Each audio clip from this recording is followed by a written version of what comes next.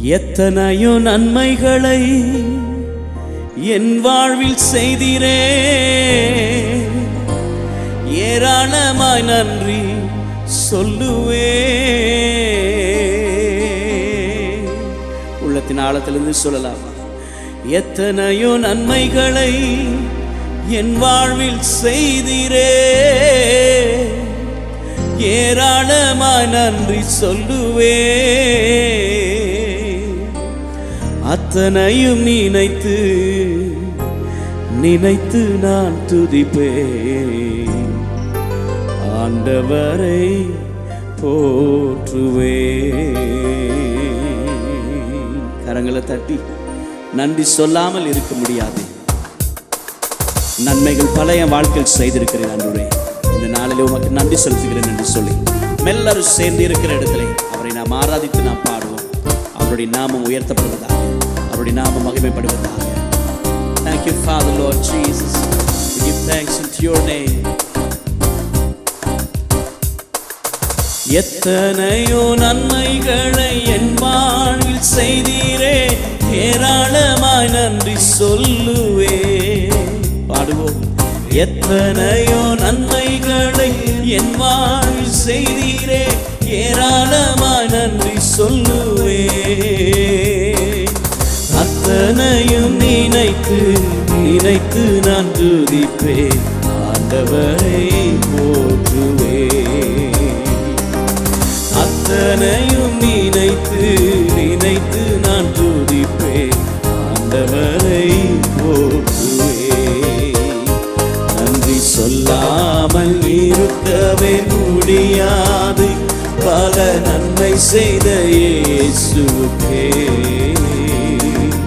நன்றி நன்றி நன்றி என்று சொல்லி நான் துதிப்பேன், நாள்தோறும் போற்றுவே, நாள்தோறும் போற்றுவே. மரண பள்ளத்தாக்கில் நான் நடந்த போதெல்லாம் பாதுகாத்தீரையா என்று பாடுவோம்.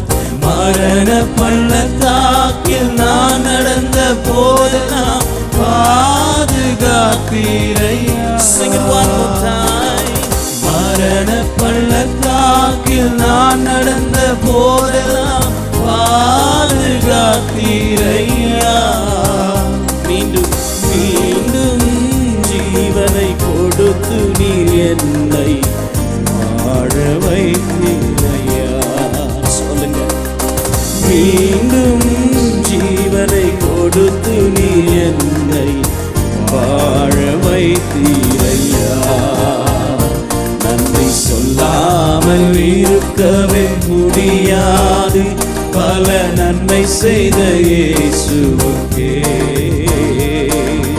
நன்றி நன்றி நன்றி என்று சொல்லி நான் துதிப்பேன், நாள்தோறும் போற்றுவே, நாள்தோறும் போற்றுவே. சேர்ந்து பாடுவோம். தேவன் அருளிய சொல்லி முடியாத ஈவுகளுக்காய் ஸ்தோத்திரம் என்று சொல்லுவோம். தேவன் அருளிய சொல்லி முடியாத ஈவுகளுக்காய் ஸ்தோத்திரம். அளவில்லாதவரின் கிருபைகளாக ஆயுள் முழுதும் ஸ்தோத்திரம். உள்ளத்தின் ஆழத்திலிருந்து அவரை பார்த்து சொல்லுவோம். அளவில்லாதவரின் கிருபைகளாக ஆயுள் முழுதும் ஸ்தோத்திரம். நன்றி சொல்லாமல் இருக்கவே முடியாது, பல நன்மை செய்த இயேசுவுக்கே சொல்லாமல் இருக்கவே முடியாது.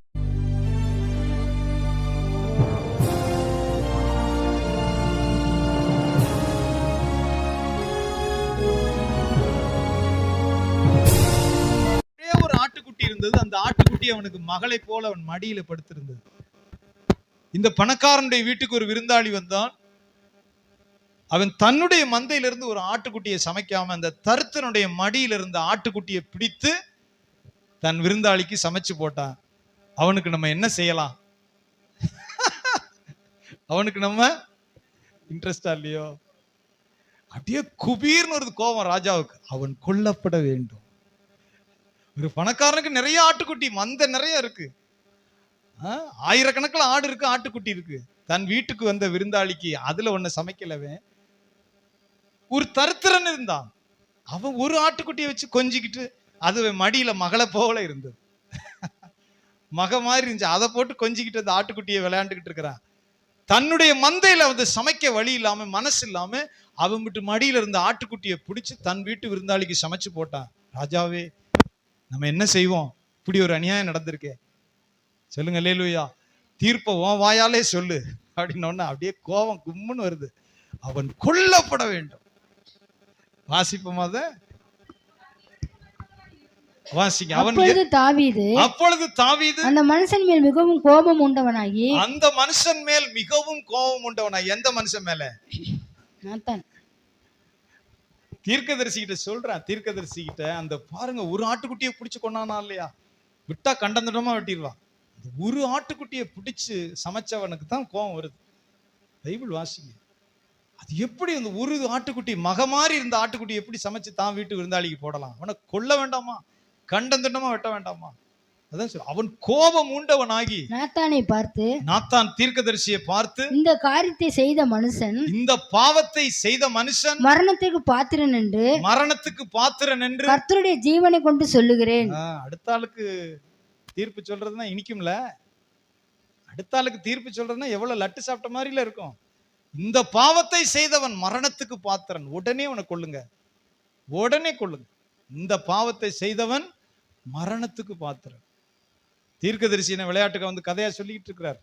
அப்படி குறவளை எப்படியா பிடிக்கிறார். அந்த மனுஷனே நீந்தான், அந்த மனுஷனே நீந்தான். சொல்லுங்க ஆமென். அரண்மனை பூரா மனைவியை வச்சுக்கிட்டு அடுத்தவனுடைய மனைவியை தூக்கி கொண்டு வந்து இவ்வளவு அநியாயம் பண்ணிட்டு கல்லு மாதிரி உட்கார்ந்துருக்கிற, பாட்டு பாடிக்கிட்டு. உணர்வும் கிடையாது. முடிஞ்ச அளவுக்கு பாவத்தை மறைச்சு மூடி மறைச்சு ஒரு பாட்டை பாடி ஓட்டிடுவோன்னு பார்த்துக்கிட்டு இருக்கிற. சொல்றாரு, அந்த மனுஷன் நீந்தான். சொல்லுங்க ஆமென். என்னமோ தெரியல, உன் பாவம் நீங்க செய்தார். Bible listen. உன்னை கொன்று போட்டிருப்பார். அவருக்கு மனுஷன் முக்கியம் கிடையாது, ஏதோ இரக்கம் தெரியல. சொல்லுங்க ஆமென். அதான் கிருபைன்னு சொல்றோம்.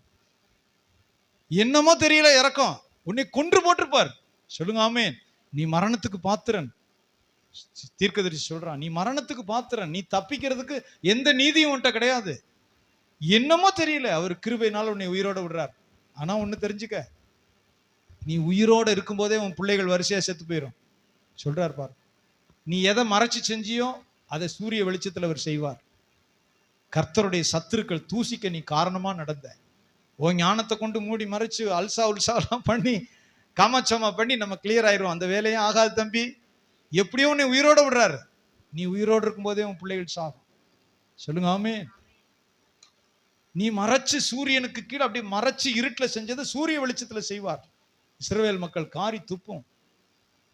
நீங்காத நிந்தை. சொல்றாரு, பட்டயம் உன் வீட்டை தொடரும். அதனாலதான் தாவீதுடைய வாழ்க்கையில கிருபை இருந்தது. அதே சமயத்துல அவனுடைய பிள்ளைகள் செத்து மரண ஓலம் அலறிட்டே போனான். உயிரோடு இருக்கும் போதே பிள்ளைகள் செத்துச்சு, வரிசையா செத்து போச்சு. சொல்லுங்க ஆமென். தேவனுக்கு பயப்படுறது விளையாட்டு இல்லைங்க. கடவுளுக்கு பயந்து நடக்கிறது சும்மா பாட்டு பாடிட்டு கோயிலுக்கு வந்துட்டு போறது இல்ல. சில விசுவாச மக்கள் அடிபடும் போது நான் அழுவேன். ஆனா சொன்னா கேட்காது. யாரு கேப்பா? பாஸ்ட் பொறாமையில் சொல்றாரு, போட்டியில் சொல்றாரு, வளர விடாம செய்யறாரு. அதெல்லாம் வேலைக்கு ஆகாது. தராச நிறுக்கிறவர் தராச அவர் கையில வைத்திருக்கிறார். ரெண்டு பக்கம் வெட்டும் பட்டயம். சொல்லுங்க ஆமென். அடி மேல் அடி சாட்சி, அது சொல்ல முடியாது. அவர் எதிரா இருந்தா எங்கிட்டு போவேன்? அவர் எதிரா அடைச்சுக்கிட்டு பட்டயத்தோட நின்னா எங்கிட்டு போக முடியும்? தேவ ஆவியிலும் தரிசனத்திலும் உண்டானால் நம்ம சொல்ல முடியாது. அந்த காலங்கள் கடந்துதான் போகும். சொல்லுங்க ஆமென். அந்த காலங்கள் கடக்கிற வரைக்கும் அப்படி பூட்டினபடியே இருக்கும். யார் பாக்கியவான்கள்? சொல்லுங்க ஆமென். தேவனுக்கு பயந்து. சொல்லுங்க ஆமென். தேவனுக்கு பயந்து நடக்கிறவர்கள் தான் பாக்கியவான். தேவனுக்கு பயந்து நடக்கிறவர்கள் தான் பாக்கியவான். கர்த்தருடைய பரிசுத்த நாமத்துக்கு மகிமை. ஆரம்பித்த ஒரே ஒரு வசனம் சொல்லுகிறது, நம்ம அடுத்த வாரத்துல தொடர்ந்து பார்ப்போம். தேவன் ஒரு காரியத்தை வைத்திருக்கிறார். ஆண்டவர் தம்முடைய மனிதர்களை நடத்துவதற்காக ஒரு அடையாளத்தை கர்த்தர் பைபிள்ல வச்சிருக்கிறார். அதைத்தான் யாத்திராகம புஸ்தகத்துல அடுத்த வாரத்தில் நம்ம தொடர்ந்து அதை ஆழமாய் சிந்திக்கிறது நமக்கு பாக்கியமா இருக்கும். வாசிங்க யாத்திராகம புஸ்தகம் 40ஆம் அதிகாரம் 36, 37 வசனங்களை. வாசஸ்தலத்திலிருந்து எல்லாரும் பைபிளை தருங்க. Exodus chapter 40 words number 36 and 37 வாசிங்க. வாசஸ்தலத்திலிருந்து மேகம் மேலே எழும்பும் போது இஸ்ரவேல் புத்திரர் பிரயாணம் பண்ண புறப்படுவார்கள். மேகம் எழும்பாமல் இருந்தால் அது எழும்பும் நாள் வரைக்கும் பிரயாணம் பண்ணாதிருப்பார்கள். இஸ்ரவேல் வம்சத்தார் பண்ணும் எல்லா பிரயாணங்களிலும் அவர்கள் எல்லாருடைய கண்களுக்கும் பிரத்யட்சமாக பகலில் கர்த்தருடைய மேகமும் இரவில் அக்கினியும் வாசஸ்தலத்தின் மேல் தங்கி இருந்தது. எத்தனை பேர் கவனிக்கிறீங்க சொல்லுங்க ஆமென். இதுதான் அந்த தேவ ரகசியம். பாருங்கள், இஸ்ரவேல் மக்களுக்கு ஒரு மகிமையான காரியத்தை ஆண்டவர் சொல்லி இருந்தார். 40 வருஷம் நடந்தார்கள். 40 வருஷம் தேசங்களை கிராஸ் பண்ணி போறாங்க. எப்ப போகணும், எப்ப தங்கணும், எங்க போகணும், எங்க தங்கணும்னு அவர்களுக்கு தெரியாது. தயவு செய்து நிமிர்ந்து பாருங்க சொல்லுங்க ஆமென். இது ஒரு பெரிய தேவ ரகசியம். ஊழியக்காரர்கள் கற்றுக்கொண்டா அவர் பாக்கியவான்கள், விசுவாசிகள் கற்றுக்கொண்டா பாக்கியவான்கள். சிலர் குருட்டடியா போவாங்க. சஞ்சலம் யாருக்கு தெரியுமா? சஞ்சலம் குருட்டுத்தனமா அவர் போயிட்டே எங்கிட்டோ போவாங்க. எதையாவது ஒண்ணு செய்வாங்க, எதையாவது ஒண்ணு தொடங்குவாங்க, அடி வாங்குவாங்க, பிரச்சனையை சந்திப்பார்கள், அதிலே உழன்று கொண்டிருப்பார்கள். இஸ்ரவேல் மக்களுக்கு ஆண்டவர் அந்த பேட்டர்ன் வைக்கல. இஸ்ரவேல் மக்கள் என்ன செய்யணும்? ஆசரிப்பு கூடாரத்தை நோக்கி பார்க்கணும். சொல்லுங்க ஆமென். ஆசரிப்பு கூடாரம்னா கர்த்தர் வாசம் பண்ணுகிற ஸ்தலம். அங்க இருந்துதான் கட்டளைகள் வெளிப்படும். ஆசரிப்பு கூடாரம், டேபர்நாக்கிள், ஆசரிப்பு கூடாரம், தேவன் தங்குகிற ஸ்தானம், தேவன் வாசம் பண்ணுகிற ஸ்தலம் தான் இந்த டேபர்நாக்கிள், ஆசரிப்பு கூடாரம். சொல்லுங்க ஆமென். அதுல கர்த்தர் விசிபிளா இருக்க மாட்டார். God would not be visible person in the tabernacle. மோசேயுடைய கண்களுக்கு கூட அவர் காணப்படல. கெஞ்சி பார்க்கிறான், மோசே நீ என் பின்பக்கத்தை காண்பாய், என் முகத்தை பார்த்துட்டு ஒரு மனுஷன் உயிரோடு இருக்க முடியாதுங்கிறார். மோசே தேவனுடைய சிநேகிதன், உண்மையுள்ள மனுஷன். எத்தனையோ தடவை 40 நாள் உபவாசம் இருந்த மனுஷன் சீனாய் மலை பிடிச்சி எரியும் போது உள்ள உட்கார்ந்து இருக்கிறான். முகமுகமாய் பேசினார்னு வசனம் சொல்லுது. ஆனா தேவனுடைய பிதாவுடைய முகத்தை அவன் பார்த்ததே இல்லை. கெஞ்சி கேட்கிறான், உங்களுடைய மகிமையை நான் பார்க்கணும் ஆண்டவரே. சொல்லுங்க ஆமென். அவனை கொண்டு போய் வைத்து பாறையின் வெடிப்புல வச்சு தள்ளுறார். பிளந்த பாறை, ஸ்கெப் ராக், அப்படி பிளந்து போன பாறைக்குள்ள வச்சு கையை மூடுறார். அவருடைய கை எவ்வளவு பெருசா இருக்கும். மோசே வாட்டசாட்டமான பலமான மனுஷன். அவனை தூக்கி கொண்டு வெடித்த பாறையில வச்சு தன் கையை வச்சு மூடி கர்த்தர் கடந்து போனார். சொல்லுங்க ஆமென். அவருடைய பின்பக்கத்தை மோசே கண்டார். அப்படி சொல்லப்பட்டிருக்கு. கெஞ்சும் போது மோசேட்டு சொல்றார், என் முகத்தை பார்த்து ஒரு மனுஷன் உயிரோடு இருக்க முடியாது, அப்படி சரீரம் தாங்காது, ஆனாலும் உனக்காக நான் இதை செய்யறேன்னு சொன்னார். சத்தமா சொல்லுங்க அல்லேலூயா. அப்ப ஆண்டவருடைய மகிமை, அந்த சொல்லி முடியாத மகிமை. இஸ்ரவேல் மக்கள் யாரும் அவருடைய முகத்தை பார்த்ததில்லை, மோசே பார்த்ததில்லை. ஆனா ஒரு காரியத்தை ஆண்டவர் சொல்ற, நீ ஆசரிப்பு கூடாரத்தை பார்க்கணும், அதுல ஒரு மேகம் தங்கும். சொல்லுங்க அல்லேலூயா. என்ன தங்குமா? மேகம். அந்த மேகம் தங்கும் போது நீங்க தங்கணும். மேகம் மூவ் ஆகும் போது நீங்க மூவ் ஆகணும். அந்த மேகம் 2 காரியத்தை செய்யும். அது தங்கும் போது இஸ்ரேல் மக்கள் எல்லாம் மூட்டை முடிச்செல்லாம் வச்சுட்டு கூடாரத்தை போட்டுட்டு தங்கிடணும். காலையில வரணும். எங்க பார்க்கணும்? ஆசரிப்பு கூடாரத்தை பார்க்கணும். ஏன்னா காலையில தான் கிளம்பும். அது எப்ப திடீர்னு மேகம் மூவ் ஆகும். திடீர்னு மேகம் அப்படி என்ன செய்யும்? மூவ் ஆகும். அடுத்த வாரம் அந்த ஆழமாய் கவனிப்போம். இஸ்ரேல் மக்கள் காலையில வந்தவன அந்த ஆசரிப்பு கூடாரத்தை பார்க்கணும். அதுல மேகம் தங்கி இருக்கா, ரிமைனா இருக்கா, அல்லது மூவ் ஆகுதான்னு பார்க்கணும். ஆனா ஜனங்களை விட்டுட்டு அந்த மேகம் மூவ் ஆகாது. தயவுசெய்து கவனிங்க. சொல்லுங்க ஆமென். அதனாலதான் ஆண்டவர், நான் உன்னை விட்டு விலகுவதும் இல்லை, உன்னை கைவிடுவதும் இல்லை. சொல்லுங்க அல்லேலூயா. அது சிலருக்கு விளையாட்டு, கர்த்தரோட நடக்கிறவர்களுக்கு விளையாட்டே கிடையாது. ஒரு சின்ன பிள்ளை தகப்பனுடைய கையை பிடிச்சிட்டு வர்ற வரைக்கும் அது பாதுகாப்பாவே இருக்கும். திருவிழாவிலையும் தொலையாது, ரோட்ல அடிபட்டும் சாகாது. தகப்பனுடைய கையை பிடிச்சுக்கிட்டே போகும்போது அதுக்கு பாதுகாப்பு தகப்பன் தான். அந்த கையை உதறிட்டு அந்த பிள்ளை ஓடும்போது அது அடிவாங்கும். சொல்லுங்காமே, அடிபடும். கர்த்தர் அந்த பேட்டர்னை தான் வச்சிருக்கிறார். அந்த ஆசரிப்பு கூடாரத்துல அந்த மகிமை தங்கி இருக்கும். இஸ்ரேல் மக்கள் வரணும், காலையில பார்க்கணும், மகிமை இருந்துச்சுன்னா அவங்க கூடாரத்துக்குள்ள போகலாம். மன்னா கொட்டி கிடக்கும், காலையிலே வெள்ளனவே சாப்பாடு, அந்த மன்னாவெல்லாம் எடுத்து சாப்பிட்டுக்கலாம், கூடாரத்துல போய் தங்கி இருக்கலாம். சொல்லுங்க ஆமென். அந்த மேகம் அப்படி ஆசரிப்பு கூடாரத்துல மூடி இருக்கும், ஜனங்களையும் பகல்ல மூடும். சொல்லுங்க அல்லேலூயா, சத்தமா சொல்லுங்க ஆமென். இப்ப அந்த ஆசரிப்பு கூடாரத்தை விட்டு மகிமை அப்படி மூவ் ஆக ஆரம்பிச்சுச்சுன்னா மேலே எழும்பி மூவ் ஆகும். பைபிள் சொல்லுது அந்த ஆசரிப்பு கூடாரத்தை விட்டு மேல் எழும்பி அப்படி மூவ் ஆகுறது தெரியும். ஜனங்கள் அப்படியே கூடாரத்தை சுருட்டிக்கிட்டு பொட்டி படுக்கையெல்லாம் கட்டிக்கிட்டு பின்னாடியே போகணும். சத்தமா சொல்லுங்க அல்லேலூயா. இது எதை குறிக்குதுன்னா, தேவன் அவர்களை 40 வருஷம் வழி நடத்தினார். புதிய ஏற்பாட்டுல பரிசுத்த ஆவியானவர் கொடுக்கப்பட்டிருக்கிறார். நமக்கு இன்னைக்கு நேரம் முடியுது, அடுத்த வாரம் அதை ஆழமாய் சிந்திப்போம். அவர்கள் ஜெயங்கொண்ட பரிசுத்தவான்கள். எல்லாத்துலயும் கர்த்தர் நடத்துவார், நிச்சயமா சொல்லுகிறேன். எல்லாத்துலயும், ஒரு ஊழியமா, ஒரு திருமணமா, நீங்க தொடங்க போற எந்த காரியமா, இதை செய்வோமா வேண்டாமா, எல்லாத்திலும் பரிசுத்த ஆவியானவர் ஆலோசனை கொடுப்பார். சத்தமா சொல்லுங்க ஆமென். நான் எத்தனையோ தடவை சாட்சி சொல்லியிருக்கேன். சிலருக்கு அது வித்தியாசமா தெரியும், எனக்கு அது பழைய சாட்சியெல்லாம் கிடையாது. 3 வருஷம் வாங்க முடியாத இடத்த ஞாயிற்றுக்கிழமை 9:30 மணிக்கு போய் 10 மணிக்குள்ள முடிச்சோம். கர்த்தர் சொன்னார் இது இன்னைக்கு நடக்கும். 3 வருஷம் கேட்டா அவன் கொடுக்க மாட்டான். குடும்பத்தோட ஒன்னா சேர்ந்துக்கிட்டு அவ்வளவு பேர் யாருமே யார்கிட்ட ஒன்னா சேர்க்கறது கொடுக்க மாட்டான். 3 நிமிஷத்துக்குள்ள போய் நிக்கிற இந்த இடத்தை அப்படிதான் வாங்கணும். இந்த இடத்தை அப்படிதான் வாங்கணும். சத்தமா சொல்லுங்க அல்லேலூயா. இந்த இடத்தை அப்படிதான் வாங்கணும். 3 வருஷம் தராத இடத்தை 3 நிமிஷம் கர்த்தர் அதை முடித்தார். இந்த நானும் ஜான் பீட்டர் பிரதர் தான் அங்க போனோம். 2 பேர் ஒரு ஒத்தாசைக்கு அவரையும் கூட்டிட்டு போனேன். பிரதர் நீங்கள் வாங்க. சொல்லுங்க அல்லேலூயா, சத்தமா சொல்லுங்க ஆமென். இந்த தேவ ரகசியத்தை கர்த்தர் வைத்திருக்கிறார். மேகம் எழும்பும் போது ஜனங்கள் அதை பார்க்கணும். மேகம் போனா பின்னாடியே போகணும். மேகம் செட்டில் ஆயிடுச்சுன்னா அங்கே உட்கார்ந்துடணும். சத்தமா சொல்லுங்க ஆமென். இதைத்தான் பரிசுத்த ஆவியானவர் நடத்துதல்னு வசனம் சொல்லுது. புதிய ஏற்பாட்டை பரிசுத்த ஆவியின் நடத்துதல். சொல்லுங்க அல்லேலூயா. அப்ப நீங்க என்ன செய்யணும்? ஆசரிப்பு கூடாரத்தை பார்க்கணும். தேவனுடைய மகிமை அங்க தங்கி இருக்கு. சிலர் எதுக்கும் பார்க்கறது இல்லை. பார்த்துக்குவோம் பாஸ்டர், வர்றதை நான் பார்த்துக்கிறேன் முண்டி அடிச்சு போறவர்கள் உங்க பலனை நீங்கள் அனுபவிப்பீர்கள். தேவன் கூட வருவதில்லை. தாவீது ராஜா ஒரு மன்றாட்டை கேட்கிறான். கர்த்தர் சொல்றார் இந்த யுத்தத்துக்கு போகலாமா கேட்கிறான். இந்த யுத்தத்துக்கு போகலாமான்னு கேட்கும்போது நீ நல்ல பட்டயத்தை தீட்டிக்க, கத்தியை தீட்டிக்க, நல்ல சண்டை போட தெரிஞ்ச பயில்வான்களை எல்லாம் முன்ன நிறுத்திக்க, இப்படியெல்லாம் அவர் சொல்லல.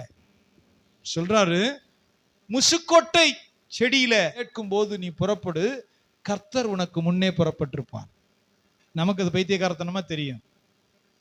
அப்படி இல்லை. கர்த்தர் சொல்லுகிறார் செடிகளில் இறைச்சலை காட்டிக்கிட்டு முன்ன போகும், அந்த நேரம் நீ புறப்படு, கர்த்தர் உனக்கு முன்னே போவார். சத்தமா சொல்லுங்க அல்லேலூயா. நிச்சயமா நடக்குது. கர்த்தருடைய பிள்ளைகளுக்கு சொல்லுகிறேன், நீங்க தேவனை கவனித்து, நீங்க நிறைய மக்கள் சிரமப்படுறத பார்க்கிறோம். நிறைய பேர் சிரமப்படுகிறார்கள்.